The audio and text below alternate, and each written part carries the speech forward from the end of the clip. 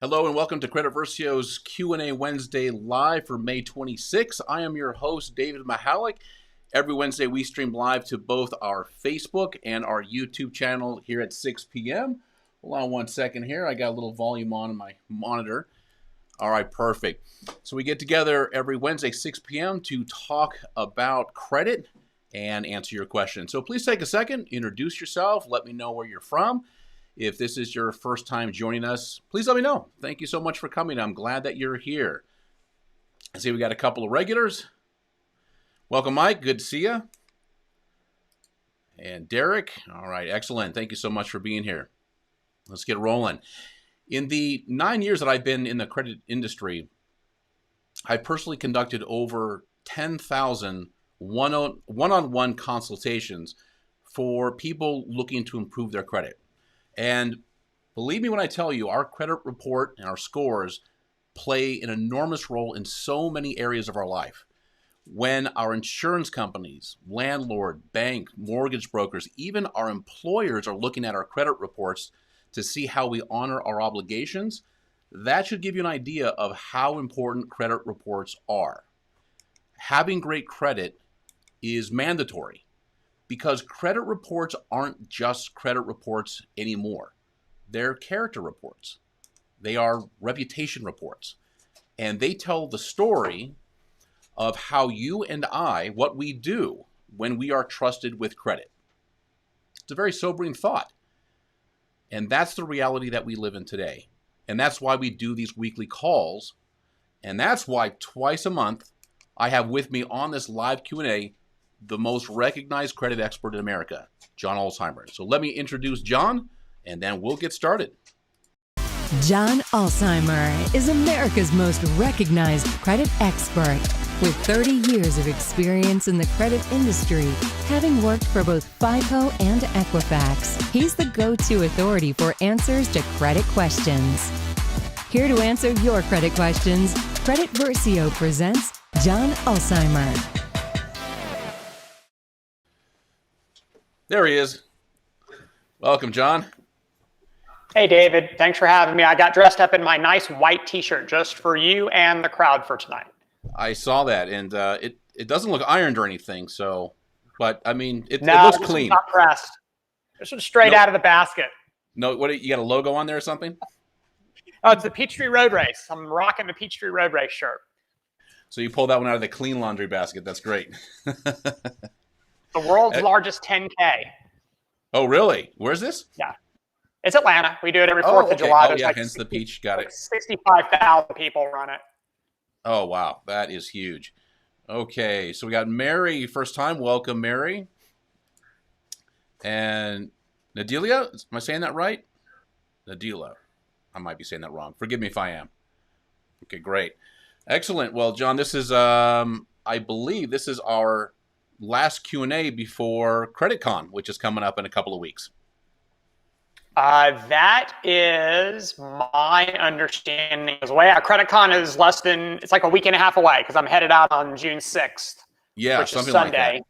Yeah, and that's right. For those of you watching, CreditCon is really it's a who's who of everybody that's in the credit industry and kind of related industries. So you get credit repair people there, you get like the CFPB, then you'll have speakers like John that are there that'll talk about credit. So it's a really exciting event. Unfortunately, we didn't get to have it last year because of COVID. And John, you're kind of going in and out a little bit. That's just a little pixelated. Yeah. You know, the interesting thing about CreditCon, I'm not trying to sell CreditCon, although I do love going to the event, is it CreditCon, and I tell the guy who organizes it, a guy named Matt Leestrom, I tell him this every year, is that CreditCon is one of the few occasions that puts a bunch of people in the same room that are usually only in the same room during a trial. So right. So you have plaintiffs, credit attorneys, you have defense credit attorneys, you have furnishers, you have either people from the credit bureaus or from their trade association, and then you have debt collectors, and then you also have people like me who are expert witnesses. We're never in the same room unless there's a trial. So it's an interesting dynamic to see all these people, under the same roof. Yeah, you'll see all kinds of interesting things. I think one of my favorite moments was when who was it from FICO? Julie Wooding. Do you remember when Julie Wooding was on?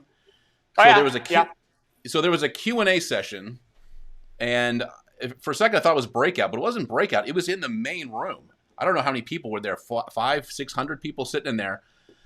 And it was Q&A time, and they had microphones on opposing ends, and somebody, I don't even remember what the question was, but somebody asked Julie a question, and she stood there for a second, like thinking about it. She's like, you know what? I don't know. Is John Ulzheimer in the house? Do you remember that?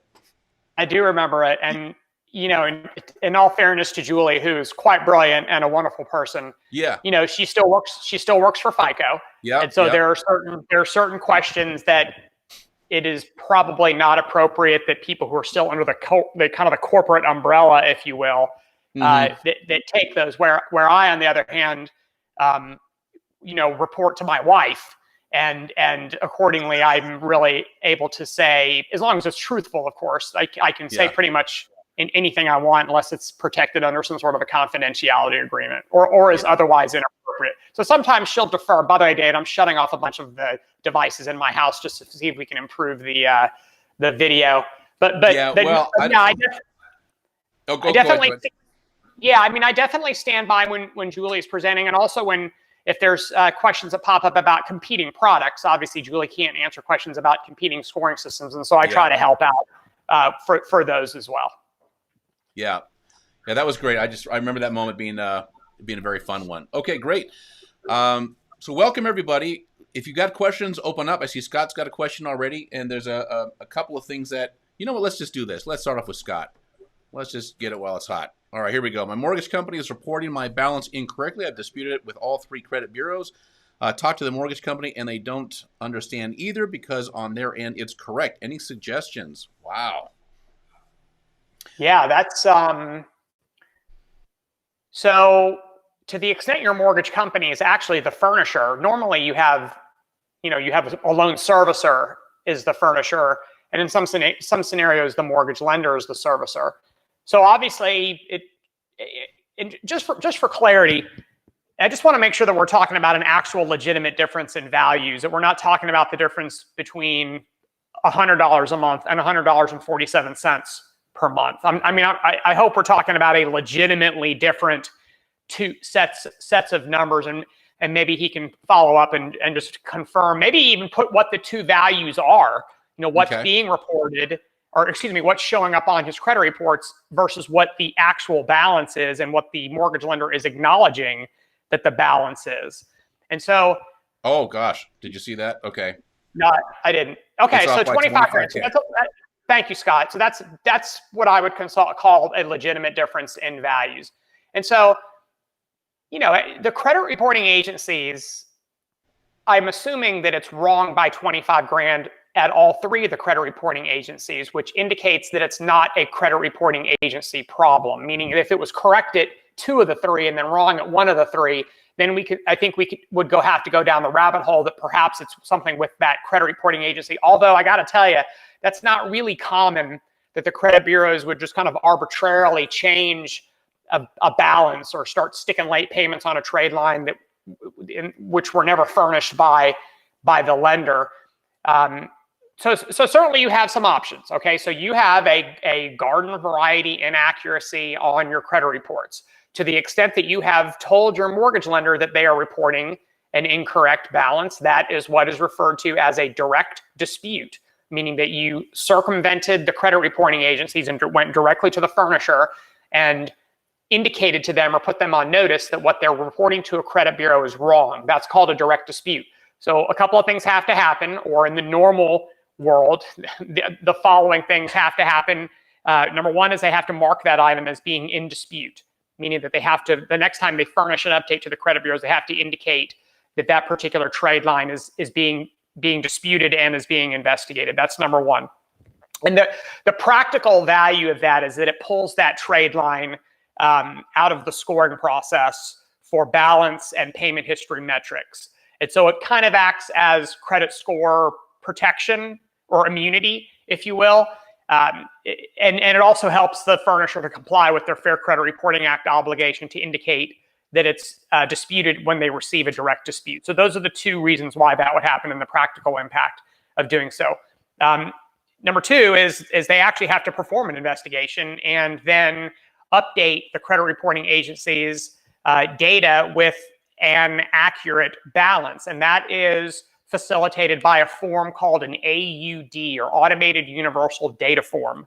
And the AUD is what's referred to as an off-cycle manual update, which means that it's not part of the organic monthly update tape that they send to all three of the credit bureaus, but it is something that is carbon copied to all of the reporting agencies where they send information. And most lenders will send data to the big three, and then a lot of them will also send data to Innovis Data Solutions, even though most people don't really care about Innovis because their data isn't really used the same way as the big three credit bureaus use data. So in the perfect world, that's what's supposed to happen. And then obviously the credit bureaus are supposed to update the trade lines to indicate whatever the correct balance is. And then hopefully going forward, every time your mortgage lender updates their trade line, which they usually do once a statement cycle, that the balance will remain correct, to the extent that it is drawn down a tiny amount every single month because of how P&I is, the payment is applied to principal and interest.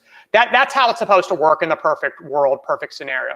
To the extent that your mortgage lender is telling you that, yes, we acknowledge your balance is this, but for some crazy reason, we keep reporting a value to the credit bureaus that's $25,000 different than what we're telling you, then that clearly that's a problem, right? There's a disconnect between whatever system their customer service people are having access to versus their core credit reporting system, or their master file system, which is generally where the tape comes from, or the data for the update tape comes from every single month for a furnisher. So, but then I guess the final thing we should probably talk about is, what is the effect? I mean, what's the practical impact of that?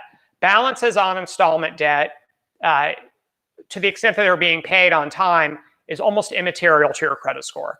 So if and when they do update your credit report to correct the balances, I know your question didn't include anything about score impact, but I'm going to throw it in there anyways.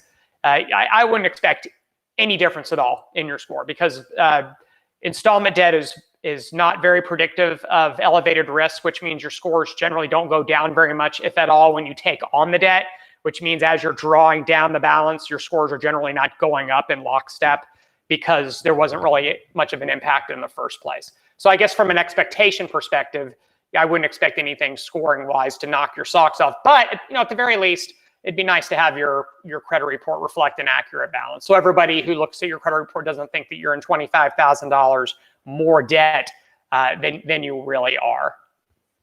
Excellent. All right, Scott. Adela next. I have federal student loans, subsidized and unsubsidized amounts. I'm on the income-based repayment plan. However, due to my really high balance and my low monthly payment amount, these loans are reporting negatively on my credit report. Is there anything I can do about this? Let me just put that up one more time. Yeah, thank you. Can you leave that up while I answer, or is that not something it'll come off in 15 seconds. I'll just put it back up again if it comes up. Go right ahead. Yeah, so Adela, just for clarity, balances are not negative reporting. Balances are balances, which just indicates the amount that your furnisher or your servicer indicates that you owe. The amount of your balance relative to your monthly payment is also not considered to be negative. In fact, that value, that ratio isn't even a metric that's considered in scoring systems. Clearly, lenders who are pulling your credit report and looking at them can consider the amount of your debt relative to your income. And so it's a debt to income issue when you apply for something. The only time student loans are considered to be negative on a credit report is if for some reason you're not making your payment, meaning you're missing payments, they're in default, or the servicer has filed a claim to have them paid, and that's generally something that's done after they've only become 180 days delinquent. So having said that, and this actually kind of dovetails nicely off of the prior question, which is what is the effect of this? As long as you're making some payment, your minimum payment on your student loans, which are installment loans, then the effect is really pretty minimal. And and I'm not sure if the CARES Act has the protections for federally guaranteed student loans have changed, meaning that, I don't even know if you're even required to make a payment right now because they still might be in some sort of a deferment status because of the CARES Act. That may not be the case with yours. I don't know. I haven't really followed that. That CARES Act protection is over a year old at this point. So I'm not sure if that's something that's still occurring. But as far as negatively affecting your credit report, that's really something that's reserved only for any sort of indication on the trade lines that there is no payment being made and you are in fact going delinquent on those loans. Excellent. Della, hope that answers your question. Mary Elizabeth, my husband and I want to purchase our first home by next fall. Good. We both have collections are in good place financially to pay 90% of them right away. Would you recommend to try and settle now for the deletions, or one more time? Let me bring that back up. Or should we have them investigated first? So, man, oh man, Mary Elizabeth, don't answer this question because it's no one's business. But depending on where you live, the real estate markets in certain pockets of the country are insane. I live in Atlanta. Houses are on the market for about 12 hours and are going for about $25,000 over ask price. It is nuts. People are making offers on homes at either full price or greater than full price with no due diligence and no appraisal. So it is a crazy time to buy a house right now, depending on where you live. Clearly, that's not the way it is in every area of the country, but that is not uncommon for different areas of the country. So, waiting for the fall, hopefully things kind of cool down and the prices kind of normalize, and that'll help you out. As far as collections go, I promise you, in the 17 years that I've been creating content, either vlogging or blogging or doing interviews or whatnot, or speaking at various events, you will have never, ever heard me say, don't pay what you owe. You'll never, ever find me saying anything like that because I don't believe it. However, if you are dealing with collections, keep in mind that the collection agency is being paid a percentage of what they can collect from you. And whenever an original creditor assigns a debt to a third-party debt collector, they give them certain flexibility to settle the debt with the debtor, which means that the original creditor themselves have kind of acknowledged, hey, I'm not going to get 100% of what I owe, so I'm going to be happy with some percentage of that amount. 90% of what you owe is a really high amount. So from a financial perspective, you might do better financially by starting with an offer that is lower than 90%, because if you start at 90%, you can't then go back down to 80%, right? But if you start at 70%, then you can certainly go up to 75%. So think about it from a negotiation perspective, and definitely don't come out with your best offer. As far as the whole pay for delete thing, I've written about this ad nauseum, and people give me a hard time about this. In formal credit reporting nomenclature, there is no such thing as pay for delete. It doesn't exist. There's no manual, there's no policy, there is nothing in any of the standards manuals about credit reporting that acknowledges the existence of something called pay for delete. Does it happen? Absolutely, it happens. But is it a formal process? No, it is not a formal process. To the extent that you can convince the debt collector or debt collectors to take X percent of what you owe them, and they're willing to consider that to be paid in full, meaning that they're not going to come after you for anything else. They're going to zero out the balance on your collection. And then to the extent you can put a cherry on top and they will agree to remove it from your credit reports, then clearly you have won.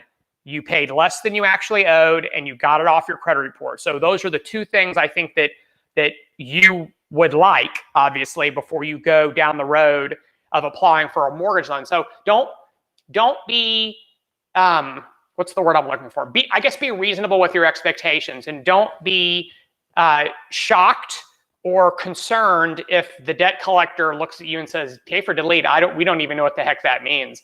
But we'll take your 70%. And call it paid in full. And if they don't do pay for delete, which most of them do not, then settling the debt is the next best option. And depending on the type of collection, there's a possibility that it will be ignored in the contemporary versions of credit scoring systems, which unfortunately is not going to help you when you apply for a mortgage loan, because they don't use contemporary versions. They use antiques and antique versions of credit scores. And that's me kind of using a pejorative way to describe this. And this is not a criticism of any credit scoring company. It's a criticism of FHFA. Unfortunately, a $500 collection for an apartment lease is going to be treated the same way as a $500 collection for an X-ray. And so unfortunately, unless it's removed, it's still going to be considered in the models that are used in mortgage lending. But look, it sounds like you got your head screwed on right. You definitely are in a financial position where you're going to be able to make some good decisions. You've got a lot of options available to you. And I hope you get an awesome house. Excellent. Mike's got a question. So Credit Karma and Capital One, who both are TransUnion scores. Okay, we'll need to fix that one right there. Says my score went up 58 points with my current dispute, but I just received my TransUnion and nothing has changed. Is this normal or am I missing something? Let me get that back up there. So I assume, Mike, you're talking about, I think it's called Credit Sense, S-E-N-S-E, Credit Sense, which is a kind of Capital One's direct-to-consumer credit score platform. And so Credit Karma uses both TransUnion and Equifax for their data, and they also both use VantageScore 3.0 based off of those credit reports as the freebies that they give away to their registered users. I know ScoreSense uses VantageScore 3.0, but I don't know which credit bureau. So if you're telling me TransUnion, I have no reason to doubt that that's not accurate. So to the extent that it's being credit-wise, that's it, credit-wise, that's right, not ScoreSense.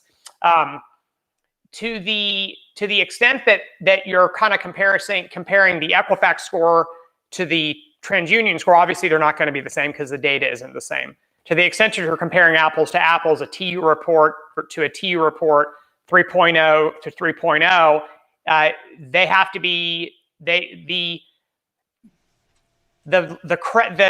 credit card issuer is essentially pulling the credit score and then essentially using it for the next 30 days, I believe. Where Credit Karma, I think they're updating their scores once a week.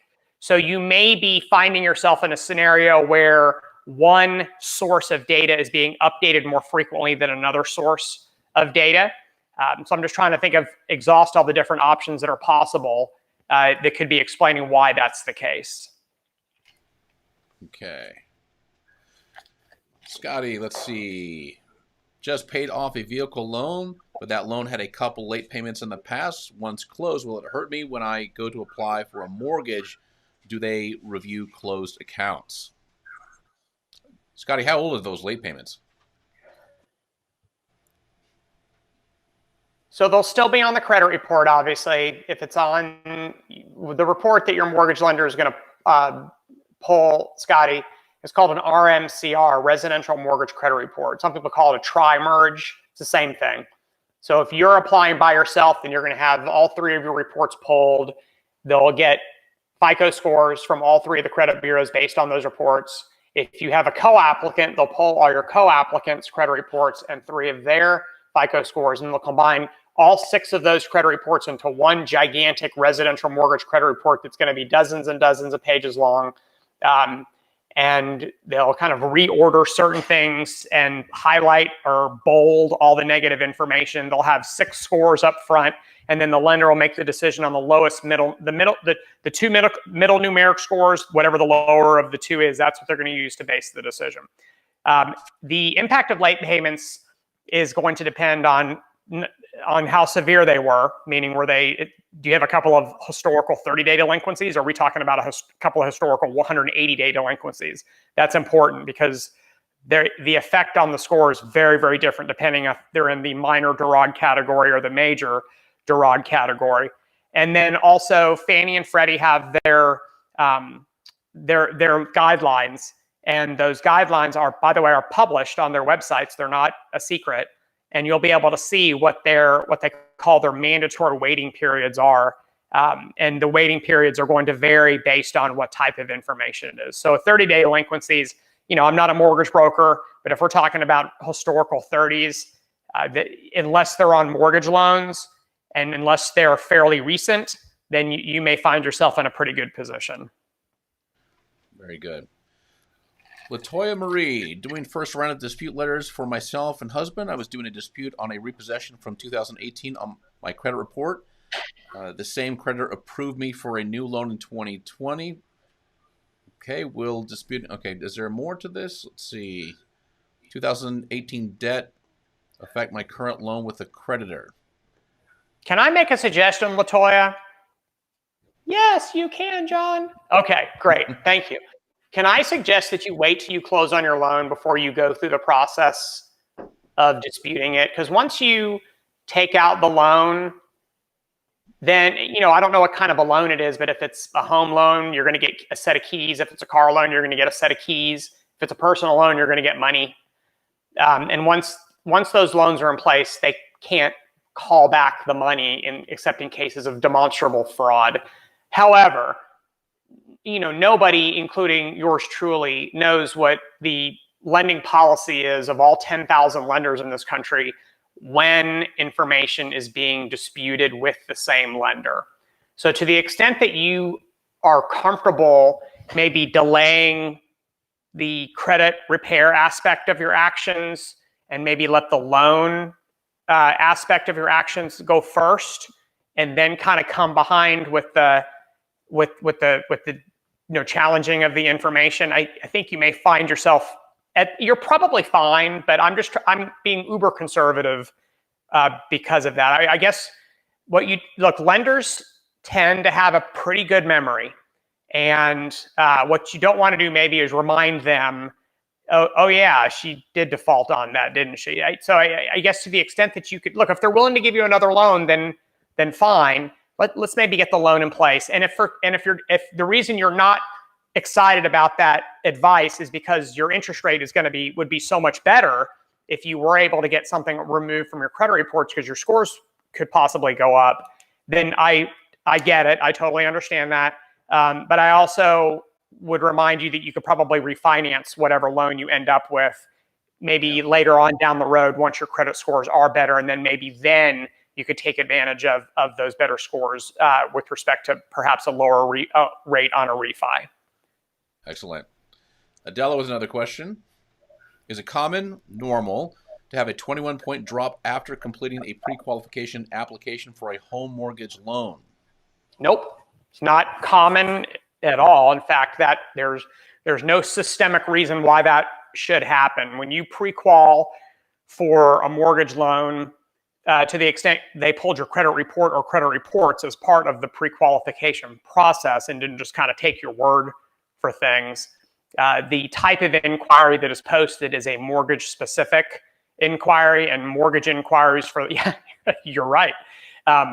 The mortgage-specific type of inquiries are ignored for the first 30 days that they're on your file, and then after 30 days, they are kind of combined with other similar types of inquiries. But 21 points because of an inquiry that's a pretty severe impact to the score, and it is not something that you would normally or tend to see with a couple of or even a single mortgage-related inquiry. But one of the common, and here we are, man.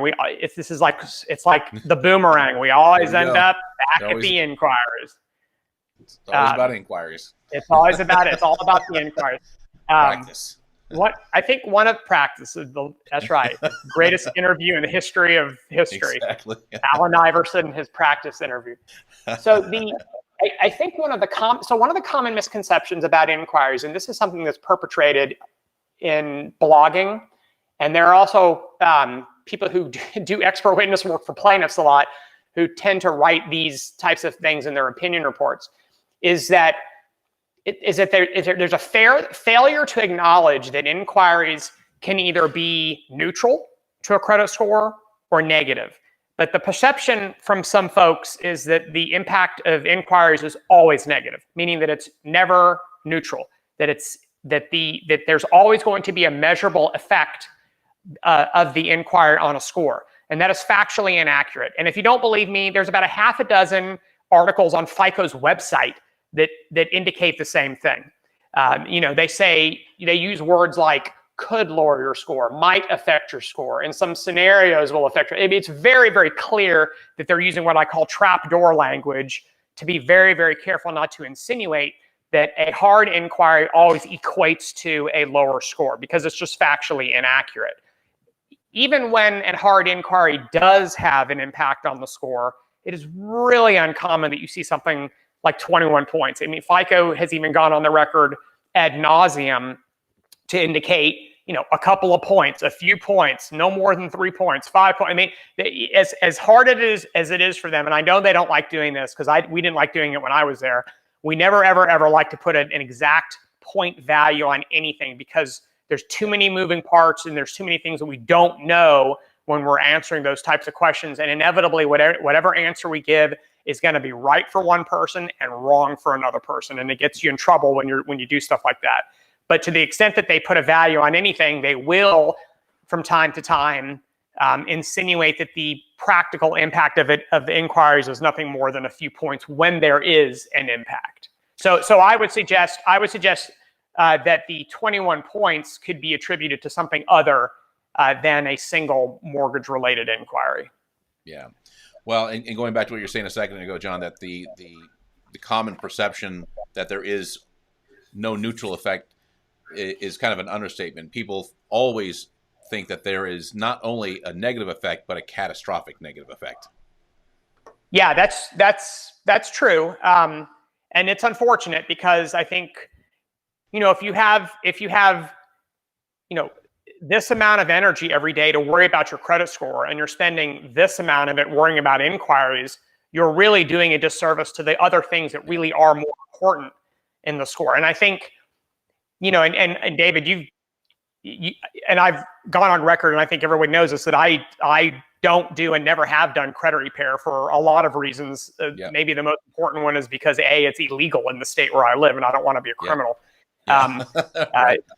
But I think sometimes the kind of credit repair strategy is always about removal. Delete, remove. That's why you dispute things, because you want to try to get them removed. If you kind of broke down the metrics kind of on a relative basis in a credit score, about a third of the points have to do with deleting or negative information, which means 2/3 of the points have nothing to do with you getting stuff deleted. So, there are a lot of ways to skin that cat. And one of those ways is to focus on things like the debt-related metrics, the time and file-related metrics, and to a very, very lesser extent, the inquiry-related metrics. But even then, when you take out payment history from your orbit of the things that you're focusing on, even then, inquiries has to be so meaningless to you. Unless you are at the very late stages of your credit restoration journey, and you're like, I'd really like that 798 to be an 802. And your scores are already so strong that lenders are already throwing money at you at really competitive terms, and you really don't need any more points because you're really in that safe zone.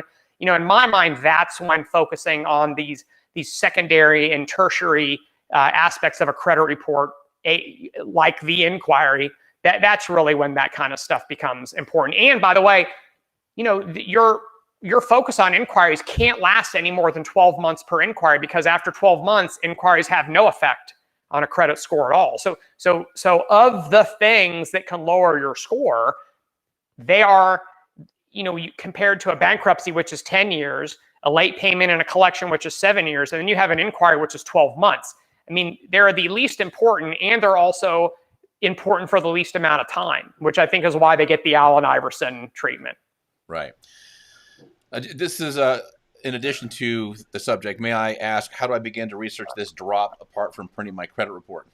And the reason why I brought that up, Adela, is because John, I'm sure you're going to talk about score migration and maybe how insignificant a 21 point change might actually be.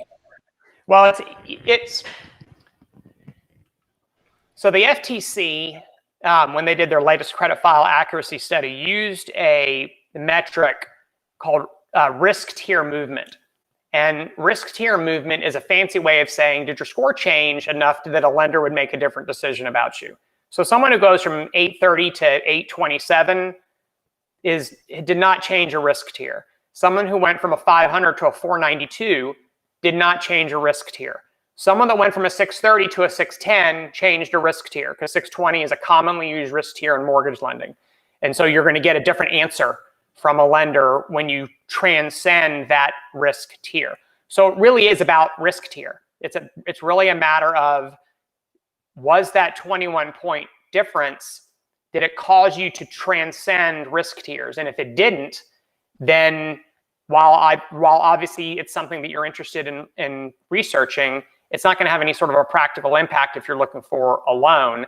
If it did transcend a risk tier, then it absolutely will probably have an impact when you go out looking for whatever it is that you're looking for.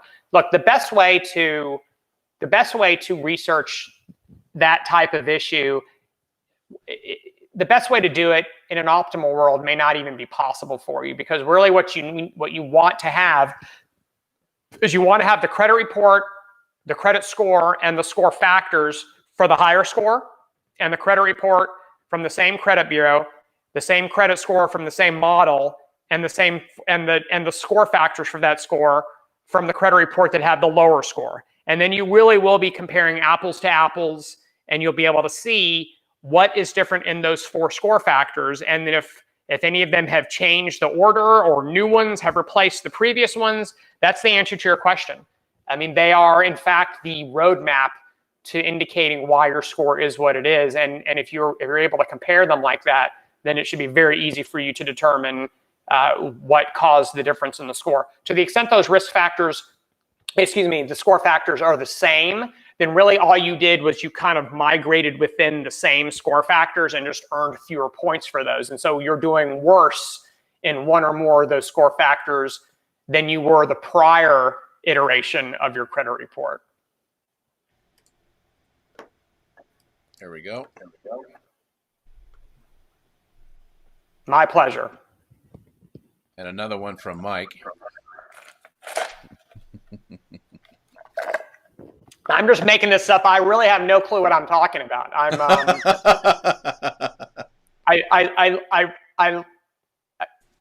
figure if you speak confidently and you speak with conviction, people believe what you say. But no, having said that, and David, I don't want to take up time talking about what I've done, but Mike, my entire post-college career is consumer credit. So this is my 30th year. So I actually started in the credit industry as my first job out of college. And so November of this year will be my 30th year. So it really is a matter of, I've just spent the last 3 decades of my life immersed in the environment. I worked for Equifax for a long time. I performed the dispute resolution process, and then I managed teams of people that performed the dispute resolution process. And then I also worked with the users of our information, the credit reports, credit scores, the other services that a credit bureau sells. And so I understand the interaction between a credit bureau and then the user of the information. And then after I left Equifax, I went to work for FICO. And so I was in their global credit bureau products group. And that's the group essentially that was responsible for managing all of the credit bureau-based scoring systems at the 3 US and the 2 Canadian credit reporting agencies. And so that includes everything from design and development to validations to implementation to consumer training. Basically I got hired there, and they showed me where to get my employee ID and then told me to go buy a plane ticket and pack my suitcase, because I flew all over the country and presented at various mortgage broker and mortgage banker association meetings, where I was by far the least popular person in the room, because this is when Fannie and Freddie had essentially force-fed the industry credit scores. And so I was out there, let me think, I was there, so that would have been in my early 30s, telling people who've been in mortgage lending for 4 decades, longer than I've been alive, why they were doing it wrong and why this was better. So you could tell I was always the least popular person in the room. But that's where I learned the basics. And then I been able to apply doing contract work for, hundreds of credit-related entities and companies. Excellent. And now you guys know why I bring John on as often as I can. Mike, can you and David, you definitely make it where I understand it more. That's great. And Mike, that's the entire goal. I think so too. And I think that one of the talents that David has, and I would, to toot my own horn, but I kind of think I have this also, is that the ability to take a very technical topic and explain it in such, and I always use my mother as the example. Whenever I'm making a presentation about this stuff, I always pretend like my mother is in the audience. My mom still doesn't understand what I do for a living. And so whenever I make a presentation, I always try to present it thinking that I have to present it in such a way that's very understandable. This content is very, very dry. It's boring as hell. And if you don't make it fun and exciting, then people are gonna, and they're not gonna, and they're gonna leave, and they're gonna be disappointed. They're gonna give me bad feedback on my presentations, and then the organizers are gonna stop inviting me back. And so I try to make it very understandable. I try to make it relatable.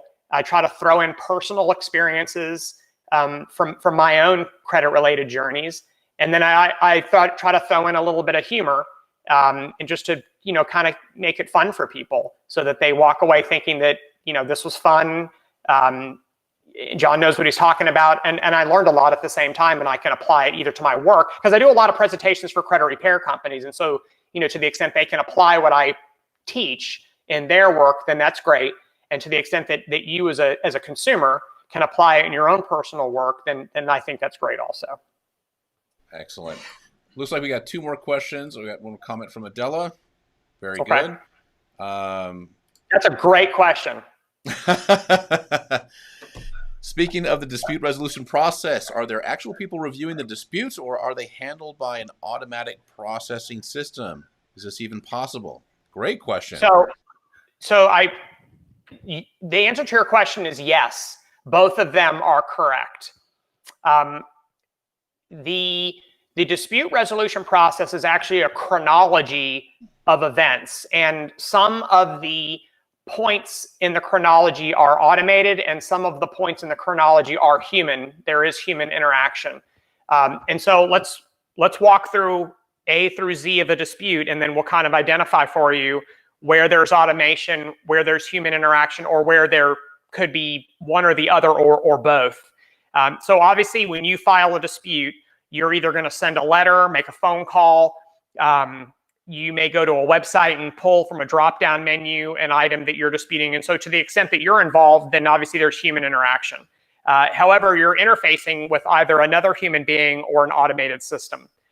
To the extent that you're interfacing with an automated system, then the credit reporting agencies are going to generate a dispute form, and that's going to be done in an automated environment. To the extent that a human being is speaking with you on the phone or reading a letter that you may have written to a credit bureau, then obviously a human being is going to be entering that information into the dispute related aspect of the credit reporting system, which all three of the credit bureaus have a dispute specific interface where they would enter the disputes that they receive from consumers. That too will result in a dispute form, which will then be sent to the furnisher, and that's done through an automated platform called eOscar. So eOscar is really nothing more than a communicate. Think of it as a phone line, even though it's not really a phone line. Once the furnisher receives this dispute form, which either has an attachment with it if you sent a letter, or a dispute code to homogenize what was your dispute as per the credit bureau's understanding of your dispute, that's when the interaction is almost entirely human, meaning that someone from a bank or someone from a debt collector or someone from a credit union or someone from a credit card issuer actually has to log in to their dispute portal. And I may be using a term, David, that is kind of specific to credit repair, but all of these credit bureau or furnishers of information also have access to the dispute forms that are sent to them by logging into their eOscar dispute portal. And so they'll log in just like you log into your computer in the morning, and they'll see essentially a queue of dispute forms waiting for them to respond, to which to respond. And so that is an entirely human process, meaning that they'll pull up the form, they'll read the dispute, they'll read the attachments to your dispute, They'll log into their internal core systems. They may log into external systems, and they'll perform what's commonly referred to as an investigation. This can take 10 minutes. This can take 3 days. It can take a week. It just depends on the nature of the dispute and where they have to go to do their reasonable investigation. And then they'll respond back on the same dispute form to the credit reporting agencies. And the updates are generally done. Actually, when I was there, we handled a lot of this process manually. So in other words, we would get the work orders from furnishers, and we would actually go through and physically modify credit reports. And so I know that it can be done in a human environment. It also can be done in an automated environment as well. And then, of course, the credit reporting agencies are obligated to either send you or cause to be sent to you an updated copy of your credit report with kind of a summary of the investigation. And so I think I liked your question because you kind of made me think through something that I haven't really had to think through in a while, is where do human beings exist in this chronology, and where does automation exist in this chronology? So it's kind of interesting to talk through that. Okay, so John, maybe we'll wrap up with 2 quick questions. I think they'll be pretty quick for you to answer. Okay. And then we'll call it a day because we're coming up on about 45 minutes or so. Okay. Eat while they sleep. What is the ideal credit mix and amount of accounts in each to have or to get the best chance to get the best score? Easy one. At least one installment, at least one revolving. Super easy question.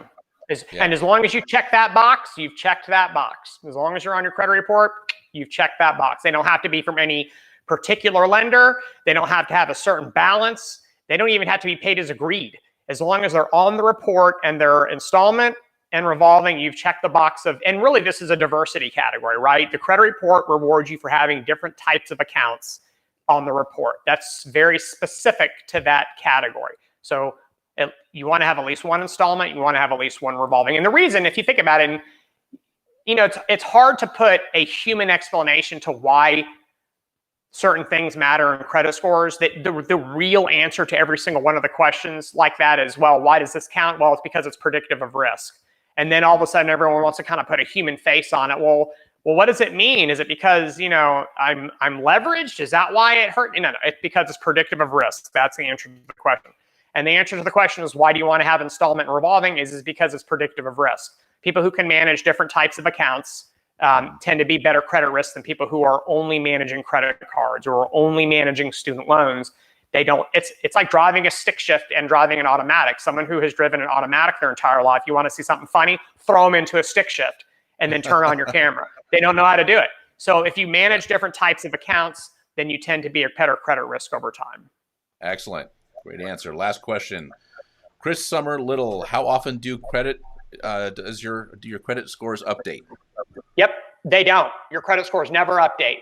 Credit scores are not a component of your credit report. So I think a lot of people think your credit score, that 3-digit number, is almost like the reading of a thermometer that's hanging outside of your house right now that is constantly changing, going up, going down, staying the same if the temperature is staying constant, going up when it gets hot, going down when it gets cold, staying constant for a period of time.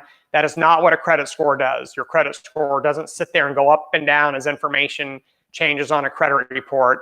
The answer to your question, or the question, if I could rephrase it, is how often does your credit score change? The answer would be it changes every single time it's calculated, unless your credit report indicates the same exact level of risk as it did the prior time your credit score was calculated. Normally, your credit score is going to fluctuate between plus or minus 25 points month over month, and that's what's called a healthy score migration.